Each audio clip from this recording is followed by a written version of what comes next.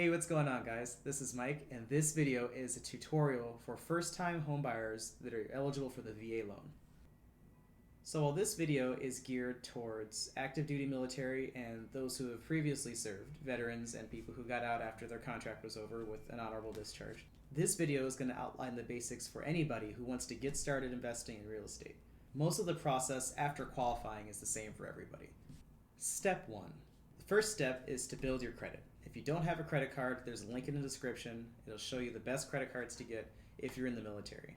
One interesting thing is that for a lot of the best credit cards, the annual fee is not applicable. It gets totally waived if you're active duty. So that's like the Amex Platinum, Chase Sapphire Reserve. Step 2. The second step is to save your money. If you've got a new car or a new motorcycle or huge credit card bills that are draining like a huge chunk of your paycheck, you're not ready to buy a house.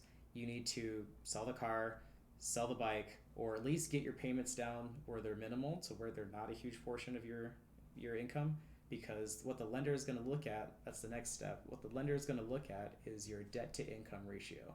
That needs to be as low as possible. Your debt to income ratio is how much of your income are you spending on debt payments. The closer to 50% you get, the less likely you are to get the loan.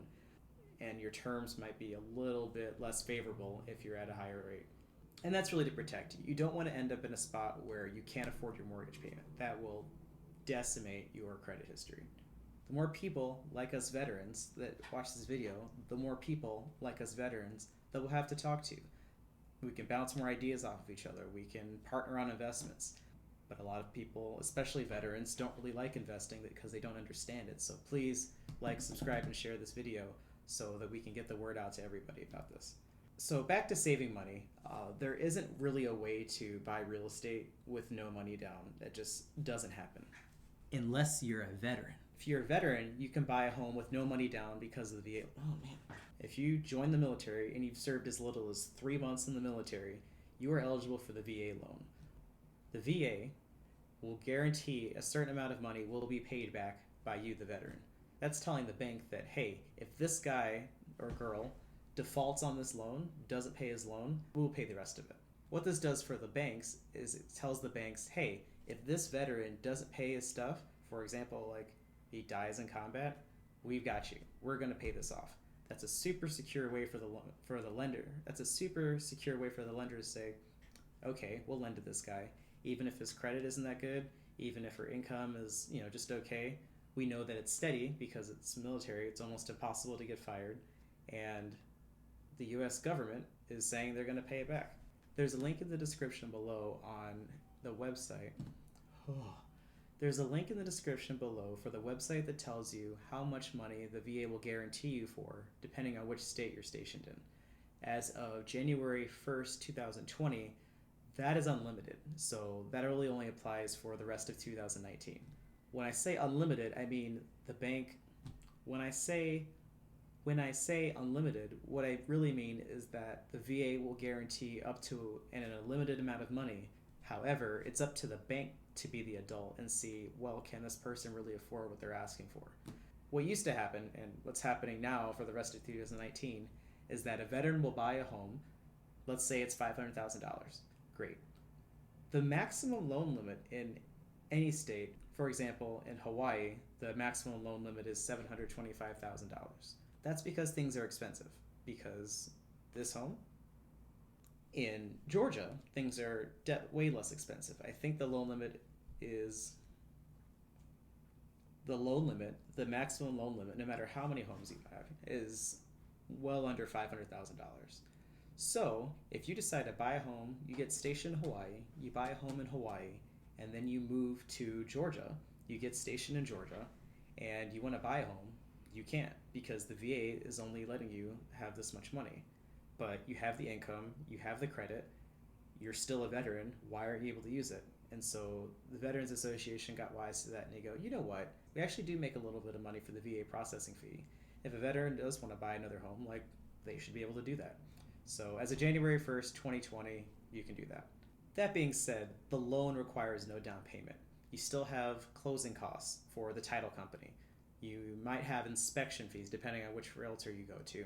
It won't be totally free unless you can negotiate with a lender, or your realtor can negotiate with the lender or the seller for seller credits or lender credits. For example, when I bought my home, we negotiated with the owner. The owner was really trying to get rid of this property. He actually paid me $10,000 to take it off of his hands. We applied that to the maintenance fee, and then I didn't pay a maintenance fee for a year and a half. Step 3, show your income. So now that you know that you're able to use this VA loan and you don't need to have 20% in your bank account to buy a place, where do you start? The first step is to talk to a lender, and in order to do that, you need to show your income. So if you're military, your income is your LES. So bring your LES and your tax returns to the lender, and they can pull up your credit score for you. Don't worry about that. And then you give them that information, and they'll tell you how much you're qualified for. That's it. Step 4. The important part about this is when you get that pre-approval letter from the lender, take that and go to another lender and another lender and another lender. If you take that letter to another lender and you tell them, this is what Bank A told me that I was approved for, can you beat this? Almost always they can do that. And just keep shopping, maybe 3 or 4 times max until you get the best rate. Step 5, determine your exit strategy. Now, what I mean by exit strategy is you need to know how you're going to get out of a deal before you get into a deal. If you don't know how you're going to get out and you get into one and you can't get out of it, it's kind of screwed, right? So when I mean get out of a deal, I mean eventually you're going to get transferred somewhere else. Maybe it's in 3 years, maybe it's in 20 years. And I'm sure that, even if you don't get stationed somewhere else, that you'll eventually want to move to a different place, get married, have kids. Eventually you're going to leave your place, and you need to know what you're going to do with it. What that really means is, are you going to sell it when you leave, or are you going to rent it out? I always recommend keeping a place for as long as possible, if not forever, because of the tax benefits and the equity buildup. What do I mean by equity? Basically, you have the value of your property, and basically have the value of your property at the mortgage price. As you're paying your mortgage down, the value of the property is going up in appreciation. So what you have right here is called equity. That spread is what you can use to buy another place or refinance for a lower monthly payment. That being said, if you're coming into a property with no money down, it's going to be a little bit difficult, if not impossible, to rent a place out for more than your mortgage payment. So out of the 3 things, one thing that you want to do no matter what, whether you want to sell and buy another place or rent your place out, the number one thing you need to do right away is you add value. You rehab it. People always ask me, what do I rehab first? Easiest things are paint, lighting, floors, and the kitchen. Those are the simplest things to get done that will increase the value the most. So when I work with my clients for a home purchase, I always recommend look for something that needs a little bit of TLC. Maybe it's got original floors, kitchen, paint. Something where it's not too big of a deal, it's not hazardous, it's not dangerous. Maybe something that's like a little aesthetically not there yet. You can come in with a lower offer, and once it gets accepted and you close, and when you move in, just fix it up a little bit. New floors, new paint, new lighting, new kitchen, refinance the property, and then your property value is going to jump up, no promises, but at least 5 to 10% depending on where your market is. You can take that money and then put that back into the property, or you can put that into another property. We'll make a video on that later. The second thing you can do to make sure that you're not going to be cash flow negative after you buy a property for no money down is to make as many extra payments to the mortgage as possible. That doesn't mean you have to do double or triple payments to save yourself. It just means if you can add on another $100 every month, another $200 or $300 every month, you got some extra cash, put it into the house. When it comes time to transfer and you want to refinance or sell, if you want to refinance, the value of your property is going to be much lower than the balance that you have left on it, which will give you enough equity to actually refinance and get a lower monthly payment. And if you do decide to sell, the rehab and the value that you've added to the property will cover your closing cost enough to where you can take some of that cash with you to your next duty station. Step 6. Look at everything in the market that you want to buy in. Find out which areas are underserved, which areas people will be moving to. For example, if you notice that there is a hot city center and that's kind of growing. There's a bunch of new money coming in, maybe from the tech industry, or a new company just moved in. Buy right outside of that city. The property values are going to be a lot lower for now than the place where things are happening. And in the future, the property values will go up. Your appreciation will be much faster, and you'll make a lot more money in appreciation than you would if you would have bought in the hot city center. If you've got time, drive around on the weekend. Saturdays are a great way to just drive around the city and see what's happening. Drive around to the streets on the weekends and just check out each property, check out each neighborhood. What areas do you want to live in? Which areas do you know other people want to live in? For example, a college town, maybe that's not your thing, but there are plenty of college people who need a place to stay. Go to open houses on Saturdays and Sundays for properties in your price range. Get a feel of what a place should look like at your price range so you'll know a good deal when you see it. Know your price, know what it's worth, and have patience. That being said, it's more important to find a good property at the right price than a fantastic property at a super undervalued price. Don't wait for the unicorn. Find a good deal, get it, then start the process. Step 6, make offers. If you have a good realtor, you'll get notice of the properties that are available in your criteria as soon as they become available. So you can talk to a realtor and they'll set you up on a mailing list. Every time a property in this criteria pops up for sale, send me an email. And you'll have an idea of what you're looking for. If it's a good deal, you could say, I want an offer. I want to put in an offer for this much on this property. And you might miss a few, that's okay. But eventually you will get a property that is going to fit your criteria and it's going to help you with your financial goals in the future.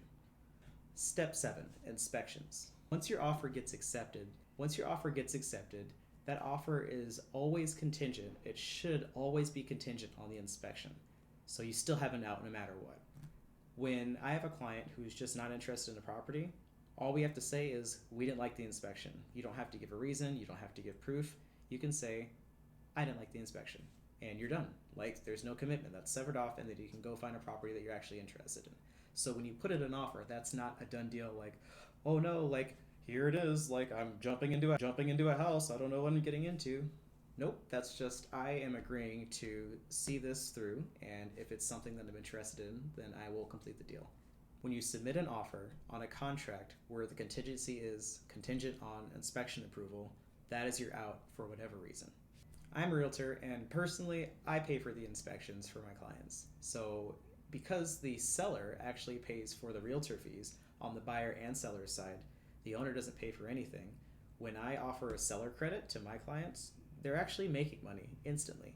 So that's a plus. Step 8, close on the property. So in this period where you've accepted the inspection and you're waiting on the keys, you are in contact with your lender. Your lender is going to be asking for information, pay stubs or additional information. Just keep an eye on your email. Always respond to your lender as fast as possible to make sure that your closing date doesn't get pushed back. Once the property is yours, that's where the fun begins. Start with your renovations. Bask in the glow of home ownership. Pat yourself on the back. You did a thing. Great. Move on to the next step. Start your renovations. Like I said earlier, the best ratio of effort to reward for when it comes to renovations is painting, lighting, floors, and kitchen rehab, in that order. And if you're not sure where to go to Yelp. Yelp is good for restaurants. It's also good for contractors. Your realtor should have a bunch of contacts for rehab, but if not, you can go to Yelp and you can look at the reviews and you can see their quality of work. And that's it. That's the first time home buying process. I hope this is informational. If this was good information for you, hit the like button, smash the like button, hit the subscribe button, and since you stuck around to the end of the video, I have a special offer. Leave a comment below with the type of question you want answered in regards to real estate, finances, Honolulu real estate. I'm in Honolulu. If I choose that question for the next video, I will personally send you a Starbucks gift card. Thanks. Hope to hear from you soon. Thanks. Until next time.